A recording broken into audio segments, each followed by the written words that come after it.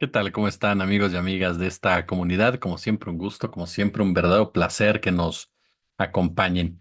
Hemos dedicado mucho tiempo, lo sé, a analizar, a cuestionar, a evidenciar a la oposición de este país. Una oposición que está derrotada en muchos sentidos y que no parece tener realmente salida. Esto debido a la incoherencia que caracteriza cada uno de sus pasos. Y por lo mismo, lo lógico sería que esto nos llevara a una depuración. Por eso es que ahora, en los últimos días, en las últimas horas incluso, hemos sido testigos de enfrentamientos entre ellos mismos. Personajes quienes se cuestionan unos a otros metodologías, formas, relaciones, decisiones que de una u otra manera consideran que los ha afectado sin asumir la responsabilidad propia de cada uno de sus actos. Hoy fue un día de verdad en donde, como dice nuestra miniatura, se están peleando. Esa es la verdad de las cosas. Y se están peleando por cuestiones ilegales, para ver quién fue el más tramposo, para ver quién fue el más mentiroso, para ver quién abandona a quién. Y comencemos, si son ustedes tan amables, de información y luego, por supuesto, la opinión. Felipe Calderón, expresidente de México, protagonizó una pelea en redes sociales y se lanzó en contra de los ex consejeros del Instituto Nacional Electoral, Lorenzo Córdoba y Ciro Murayama, a quienes les dijo que no fueron muy demócratas cuando, sin causa real alguna, dice Felipe Calderón, le negaron el registro como partido político a su organización México Libre. A través de su cuenta de X, Calderón reclamó que no hay participación libre y recordó que cuando impulsó junto a Margarita Zavala la creación de un nuevo partido, pues de manera arbitraria, dice Calderón, ya ve que él dice muchas cosas y se imagina otras, y sin causa real alguna, les negaron el registro, acusando que la decisión fue de Lorenzo Córdoba, de Ciro Murayama y de otros consejeros que en eso no fueron, dice Calderón, muy demócratas. La queja tuvo respuesta de ambos exconsejeros. Por una parte, Lorenzo Córdoba defendió que a México Libre el INE le negó el registro por una causa concreta, que fue la utilización de un mecanismo de financiamiento que impedía identificar a quienes eran sus aportantes, como lo pide la ley. Pero no les importó, dijo Lorenzo Córdoba. Es lamentable cómo nuestros políticos, de uno y de otro lado, siempre buscan justificar sus errores y desaseos endilgados las fallas a otros. Nunca es su culpa ni su responsabilidad. Patético. Eso evidencia el poco apego con la democracia y la legalidad de la clase política, fue lo que agregó Córdoba. A lo que Calderón, por supuesto, necio como es, reviró y le dijo que mentía, porque sí se podía identificar a los donantes. Se exhibía copia de credencial para votar, carta bajo protesta de decir verdad del donante, recibo georreferenciado del donativo, incluso dice, exhibimos fotografías de las propias tarjetas. Eran los donativos más rastreabas, que más rastreabas, dice en política, así lo escribió, dadas las facultades de fiscalización del INE que de haberlo necesitado hubieran podido usar. Fue lo que dijo este Calderón, ¿no?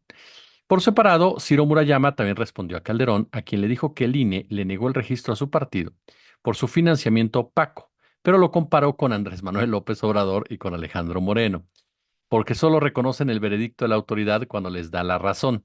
Dice, igual que ante cada decisión adversa, igual Calito cuando votamos contra su reelección al frente del PRI. Lo común en esos políticos es que solo reconocen el veredicto de la autoridad cuando les da la razón, si no, se victimizan. La falsa victimización de políticos poderosos es otra forma de su autoritarismo, dijo Murayama. Ya saben ustedes que Murayama, bueno, por supuesto no vamos a defender a uno ni a otro. Ahorita retomamos este hilo, porque nos falta algo más, nos falta todavía más.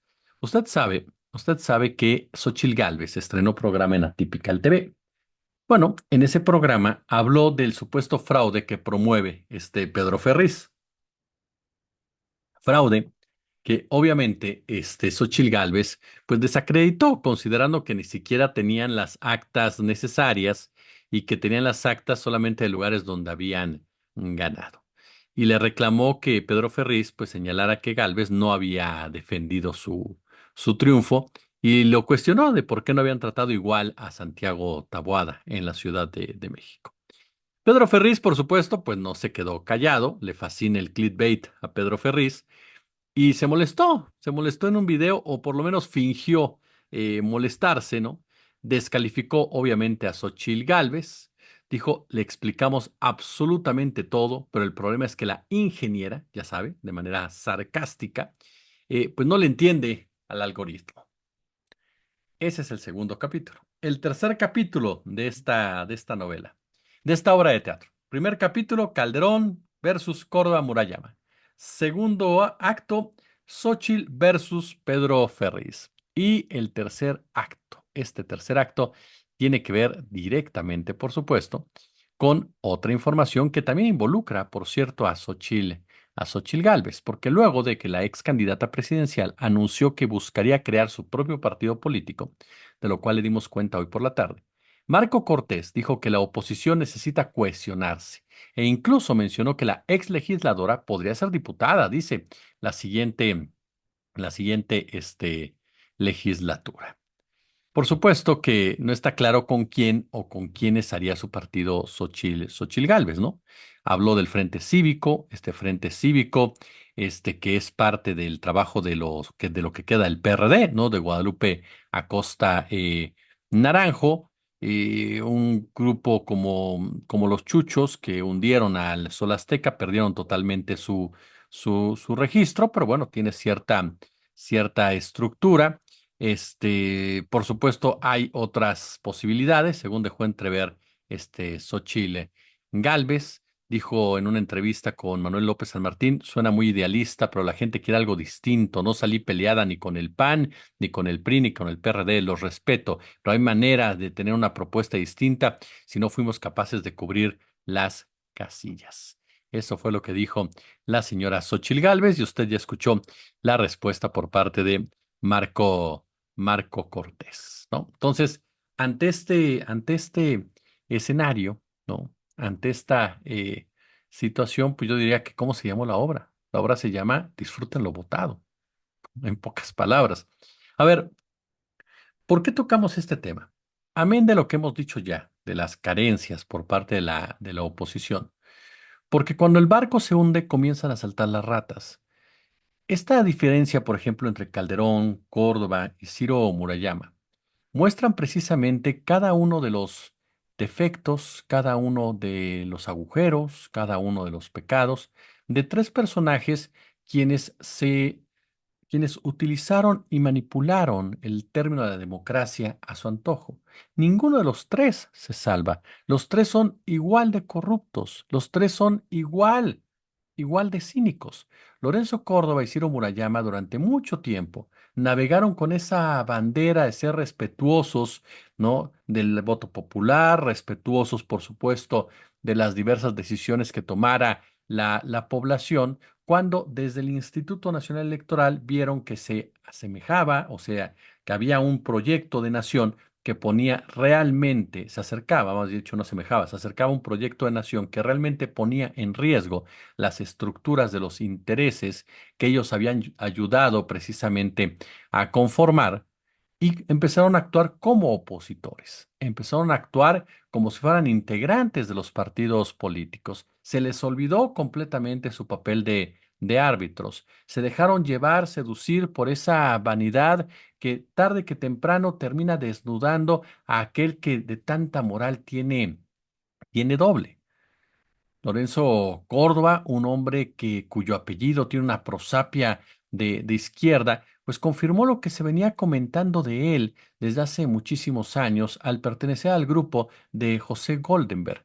Ese grupo que es tan soberbio, pero tan soberbio, que consideran que si las cosas no son como ellos piensan, entonces todos somos antidemócratas. Que si las reglas no son lo que ellos están determinando que deben de ser, porque faltaba más. Ellos son los cruzados por la libertad, ellos son los cruzados por la democracia. Entonces, si tú te atreves a ir en contra de esa Biblia política electoral, pues entonces eres un hereje. Entonces eres un personaje que merece el infierno. Entonces eres la antípoda completamente de lo que es una batalla por las libertades. Eres un autoritario, eres un dictador, eres un tirano. Si la población decide votar masivamente para tu proyecto de nación, pues quiere decir que entonces la población es un ignorante. La población es, sin duda alguna, manipulada. La población se deja llevar por esa flauta mágica que se tocaba todos los días desde Palacio Nacional. No son para entender o comprender que su soberbia los colocó tan cerca, pero tan cerca de los poderes fácticos, que se convirtieron en verdaderos mandaderos de los mismos y que quedaron muy por debajo de su responsabilidad de garantizar el respeto a la democracia. Tanto Lorenzo Córdoba como Ciro Murayama pronosticaron, y recuerdo muy bien, el fin del Instituto Nacional Electoral. Después, Córdoba matizó en muchas ocasiones. Habló que no iba a ser así, habló que las elecciones hay que reconocérselo. En algunas ocasiones en que la propia Denise Dresser aseguraba que había sido una elección de Estado, Córdoba Vianello dijo, esto no es verdad, eso no fue así, fue el INE quien realizó las elecciones.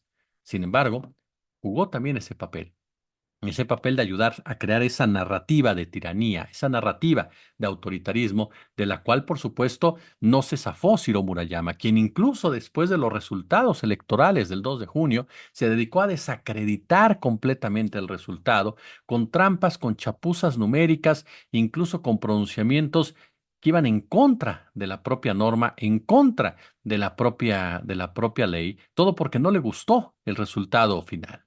Todo porque no querían otorgarle una mayoría calificada Morena en la Cámara de Diputados. Una mayoría que les dolió en el alma porque fue ganada con sus propias reglas y porque ellos tuvieron en sus manos la manera, la forma de desactivarla completamente. Recuerdo muy bien toda la alquimia numérica, electoral y demás que llevaba a cabo Ciro Murayama y que incluso se le indignaba, se incomodaba, se molestaba. En muchas ocasiones, si se atrevía uno a cuestionarlo a través de las redes sociales, ni hablar, por supuesto, en entrevistas, las cuales solamente aceptaba las cómodas, las que sabía que las preguntas no iban a ser complicadas. Pero ¿qué puede decir Felipe Calderón de democracia? Cuando fue uno de los principales represores del México moderno, cuando fue uno de los principales perseguidores de la sociedad, cuando a través de su estrategia de seguridad dictada por los Estados Unidos decidió entregarle el territorio a las fuerzas extranjeras, decidió ensangrentar México para el beneficio de un negocio que es controlado por manos extranjeras.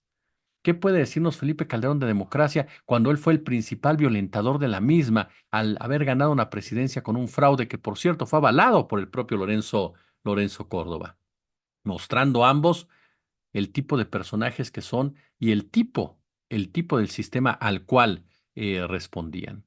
Todos son hermanos de la misma hipocresía, todos son parte de la misma hipocresía. Calderón no tiene cara para hablar de México Libre, un partido con el cual buscaba regresar a la actividad política y tomar el control, y hubiera sido interesante verlo para que sintiera de viva voz el repudio por parte de la ciudadanía, él o su esposa, Margarita Zavala, que, perdón, es de una calidad ínfima en materia política.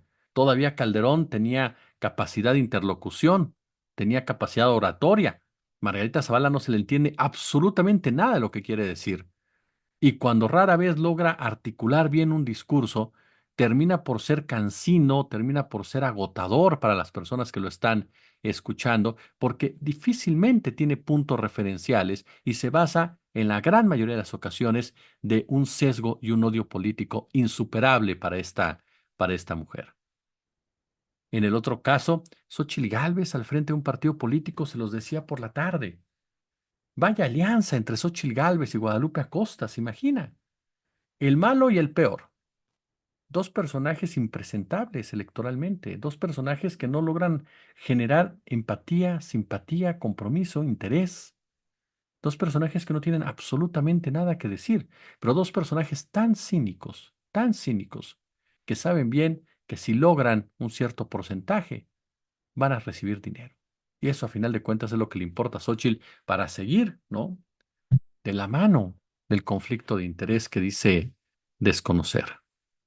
Marco Cortés, que la señala, la acusa de no cohesionar a la oposición, de empezar a fracturarla. Y cómo no, si todos quieren su pedazo de botín, si todos saben perfectamente que se les está acabando el botín, si todos saben perfectamente que su vida útil en materia política que les permita acceder a fuertes cantidades de dinero se está extinguiendo, se está alejando completamente de sus manos.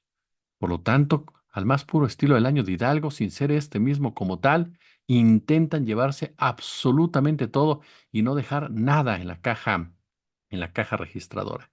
Ya profundizamos sobre la necesidad de comenzar a exigir un menor financiamiento para los partidos políticos, para que haya un verdadero compromiso social con la ciudadanía y no se vea como una forma de un fondo de inversión para sus dirigentes. Y por supuesto, esto que parece una pantomima y una comedia. Pedro Ferriz investiga un fraude para demostrar que ganó Xóchitl Gálvez y Xóchitl Gálvez desestima la investigación de ese fraude y Pedro Ferriz desestima a la candidata que quiere que hubiera ganado. Parece de verdad un trabalenguas digno de Margarita Zavala, pero es la realidad como tal. Esa es la realidad de estos personajes, tan caricaturescos, tan infantiloides, tan limitados, tan propensos al ridículo, que ya no se dan cuenta lo hundidos que están, lo bufones que se convierten en cada uno de sus expresiones, basadas, insisto, en esa larga pesadilla para muchos de ellos, una larga, larga pesadilla que tendrán que enfrentar, que tendrán que analizar, que tendrán que profundizar tarde que temprano. El obradorismo, ese obradorismo que me imagino que cuando cada uno de ellos lo escucha, hace la misma expresión que las hienas en el Rey León cuando escuchaban el nombre de Mufasa. A mí me queda más que claro y por eso me gusta compartir estas opiniones con ustedes, que la gente tiene que disfrutar lo votado, porque aquí vemos a esa oposición que se atrevió a pedirnos el voto para ella, que se atrevió a solicitarnos el apoyo de nueva cuenta, convertida en lo que siempre tuvo que ser, un meme de la política, un ejemplo palpable de lo que nunca debe de regresar. Si les gustó el video, como siempre un gusto, como siempre un placer. Si no les gustó, también como siempre un gusto, como siempre un placer. Pulgar arriba, por supuesto. Compártanlo. Si pueden apoyarnos, si está en sus manos, apoyarnos con 50, con 10, con 20, con 100 pesos, con lo que sea, de verdad. En esta etapa de desmonetización se lo vamos a agradecer muchísimo. Échenos la mano ahí en nuestras cuentas de Bambajío que están en la descripción del video o bien suscribiéndose a Patreon. Yo, por supuesto, les agradezco el favor de su atención y nos vemos al ratito. Como siempre, un gusto, como siempre, un verdadero, pero verdadero placer. Gracias.